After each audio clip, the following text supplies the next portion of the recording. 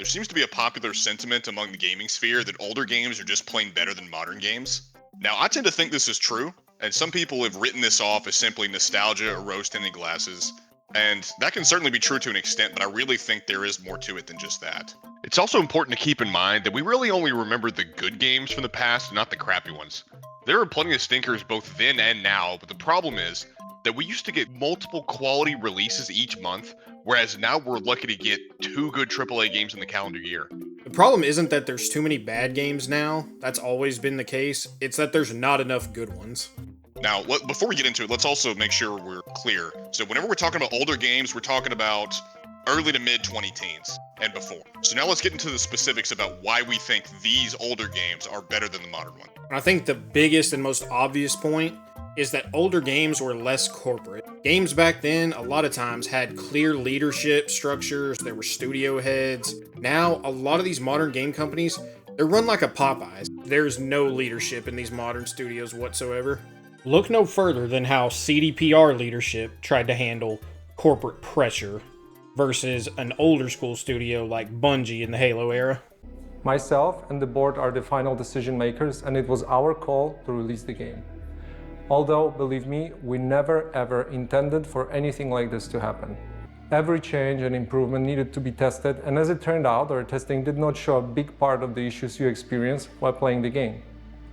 As we got closer to the final release, we saw significant improvements each and every day, and we really believed we would deliver in the final Day Zero update. Talking to a publisher a couple months ago, and they asked what I wanted, and I just want them to get out of our way and let us make a game.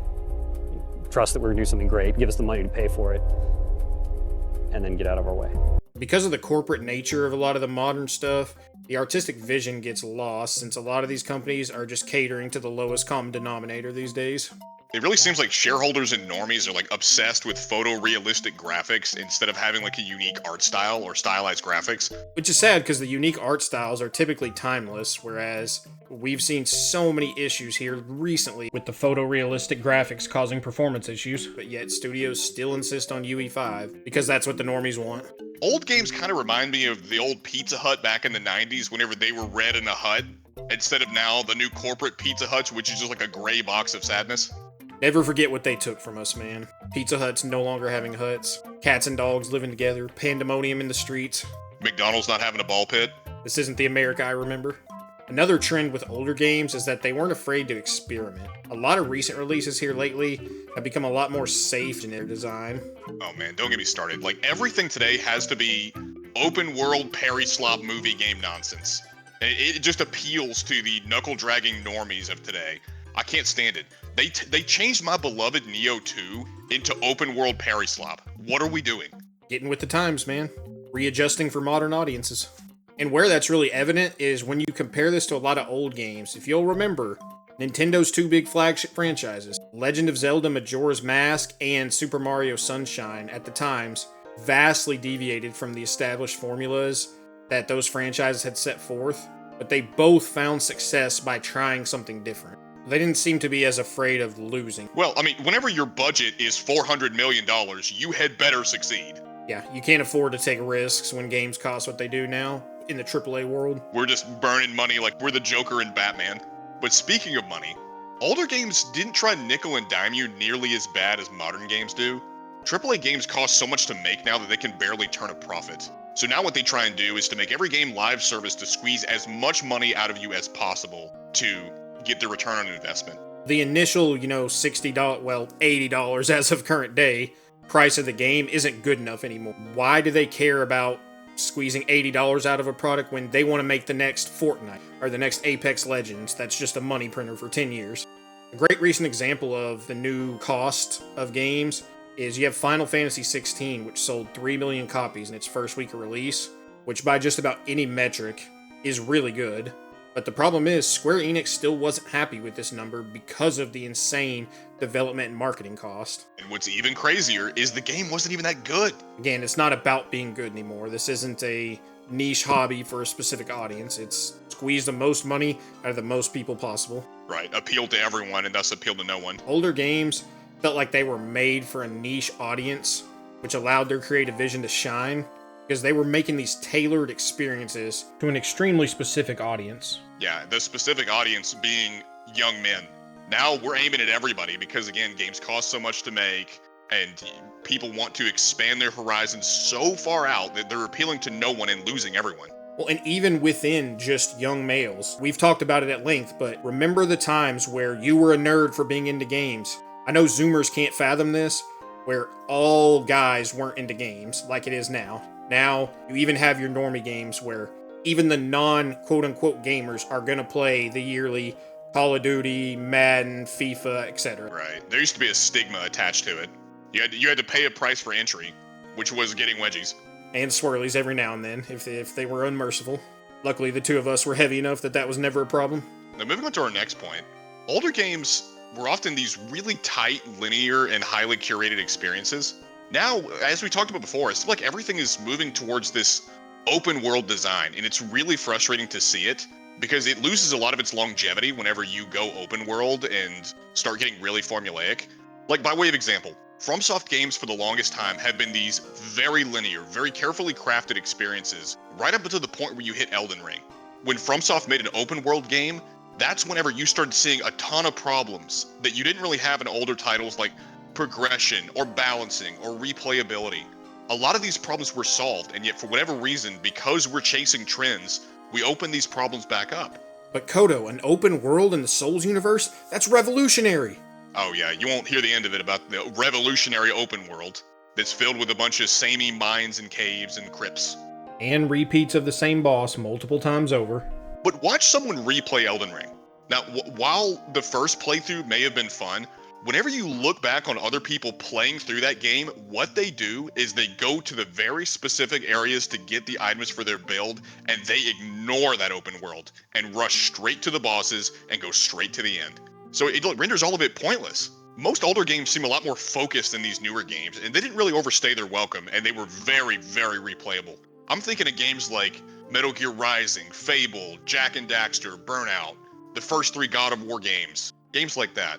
And those games you just mentioned, they have cutscenes, which can still be enjoyable, but once you've beaten those games for the first time, they still offer a lot in the way of replayability. Well, and I know we touched on the open world game problem a second ago, but even the games that did exist in the past that were open world, such as Morrowind, they played into the mystery of their open world because they had players use signposts and journals and in-game dialogue to discover new areas. You compare that to modern open world design games like Assassin's Creed Valhalla, and they have this crowded UI, quest markers everywhere, and doing stuff out in the open world feels more like a checklist than a truly open world that you're there to explore. That does feel like what a lot of open world games have devolved into. Well, that leads us to our next point, that older games tend to be far more gameplay oriented than a lot of these newer games. Now, I'm sure you agree with this, but to me, the focus of gaming should always be the gameplay. Because the unique thing about the medium is that I can interact with it and it reacts to me to a certain degree. That's the unique nature of the medium. And whenever we start getting away from that, I think we're losing something. Because now we're constantly being inundated with all these movie games that insist on making you suffer through seemingly endless cutscenes or walkie-talkie sections. And the sad thing, a lot of these new Sony-style movie-type games, like your newer God of War games, or the Uncharted series, and The Last of Us, obviously those games do have gameplay, but they force you to constantly engage in ways that you don't want to, that take you out of the game. I've got no issue with cutscenes, but it feels like you're in a cutscene or in a pseudo-cutscene walking scene as much as you're actually playing the game, if not more. Oh, I hate that. Well, and I'm not saying these things shouldn't exist, because I think you can do it right, but it needs to be the exception rather than the rule. Like, for example, I think both of us really appreciate the game Soma. It's a good game, it has a good story, I can appreciate what it does. But the point is that if you're gonna do that it needs to be done very carefully and with great care if you're gonna do it at all. It puts the stakes of what's happening on you being in control, even though you're not fighting the creatures or, solving complicated puzzles. Another big point that I feel like modern games fail on, where older games did a much better job, are the animations. This one's particularly head-scratching because we've made so much progress in technology. I mean, just look no further than something like Spyro the Dragon from 1998, and characters in that game are somehow so much more expressive than a game like Assassin's Creed Shadows, which just came out this year and was delayed multiple times. The difference in technology between these two games is night and day, and yet one with comparably archaic technology ended up having characters that were far more expressive. Yeah, the only time Assassin's Creed Shadows has good facial animations is when Yasuke's looking at another dude. When he's scoping out his next boy toy. Not at all.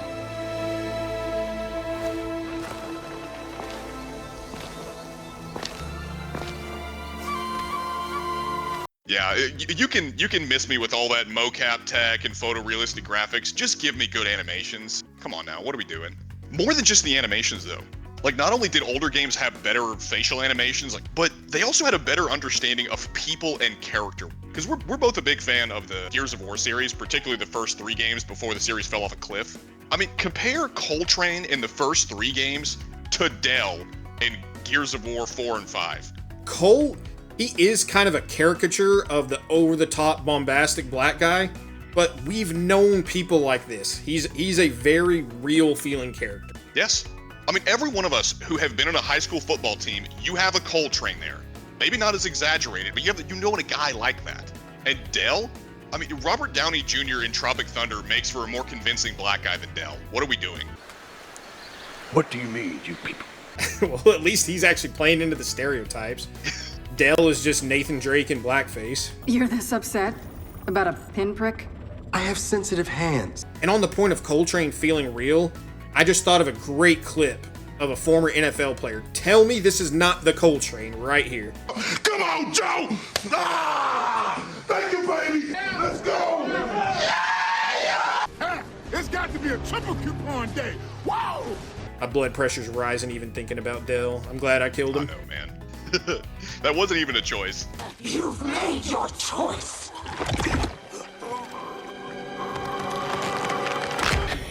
Yeah, boy. Speaking of bad character work and a failure to understand characters that people are invested in and want to get to know, Saints Row used to actually have some edgy humor and characters that were actually characters, but now, oh man, it is filled with the most milquetoast, safest Reddit humor that you've ever seen.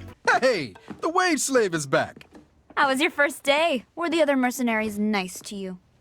You know, as far as hired killers go, I'd give him a 7. Most of the characters in that game, in the new Saints Row, they're boring millennial college students who talk about nothing but social justice and the cost of tuition. Who are these people? Why would anyone ever want to play as these characters? Right. They're simply self-inserts for either the people who made the game or the people that they're pandering. Yes. I'm just like you, quirky millennials. I'm in debt as well. Another issue with the current gaming landscape is that we are just riddled with these shameless remakes and remasters of old games. Don't even get me started on the Elder Scrolls Oblivion remaster. Do not get me started. Let it go, man. We have multiple videos about it. They butchered the original art style. They created new bugs. They left old bugs in. They destroyed the color palette. Like, that game is a disaster across the board. And the little piggies drink the slop right up without a second thought. It's infuriating what they've done to my beloved Oblivion. Well, it's like the meme, too, where these new people come in to play the game. A longtime Oblivion fan finally plays Oblivion for the first time. All they've ever known about the game is like, haha, funny bugs. And they think that entitles them to help fund the destruction of a beloved old game. Oh, it's sad to see. It's really sad to see. And I suspect it's because they have no framework, like you say. They don't know what the original Oblivion was like, so they have no point of reference with which to compare the new one. Or another good example of this is the Grand Theft Auto Definitive Trilogy. This remake has terrible performance, tons of bugs, constant crashing, and they even lack the atmosphere of the original games. Like GTA 3, for example, in the remake, it used to be this kind of cool, blue, chill, unique atmosphere. In the remake, it's overly bright, it's crowded, and it just lacks the atmosphere that the original game's city had. And the audio, a lot of times, sounds super muffled. It just doesn't resemble the original at all. One, the worst part is, like, I want to be excited whenever I see a game that I love is now being remade or remastered. I want to give into the hype. I want to think, oh man, what could they do with my favorite IP if they just rework it a little bit or fix the known problems? But the issue is I do not trust these guys whatsoever to remake or remaster anything. And this constant trend of them butchering these old IPs for an absurd amount of money just makes me nervous for all the things in the future. Like, this trend has me really worried. about the Final Fantasy Tactics remakes that is coming, especially whenever you see that in the trailers, they are promoting that they, and I quote, made adjustments to the story. We all know what that means. Modern audience? Exactly. I'm sure Delete is going to be the damsel in distress that gets saved by the strong female character. Well, and speaking of modern audience, here's the point in the video where all the boiled frogs are going to screech at us in the comments. The Overton window has shifted so far left that people are just numb to propaganda. Oh yeah, they can't even detect it. And there have been so many franchises that have been ruined by this unceasing plague of liberalism that's attached itself to everything that you love. Like Dragon Age, Mass Effect, Gears of War, God of War, the list is endless. There are so many examples. Games that started out with a clear vision and derailed into whatever the people of the modern time now think. There were plenty of politics in older games, but it usually felt more sincere. Like a perfect example is Concerned Ape with Stardew Valley. You have the black scientist trope, you have gay marriage, you have empowered women, you have all this sort of stuff that we would look at and we would say it's woke. And it is, and we're still going to call it out, but it's not as nefarious as these mega corporations that pour millions of dollars each year into pushing their worldview and attempting to demoralize anybody who disagrees. I mean, now we have to contend with these big consulting companies like Sweet Baby Inc. that exist only to profit off of injecting woke politics in the game.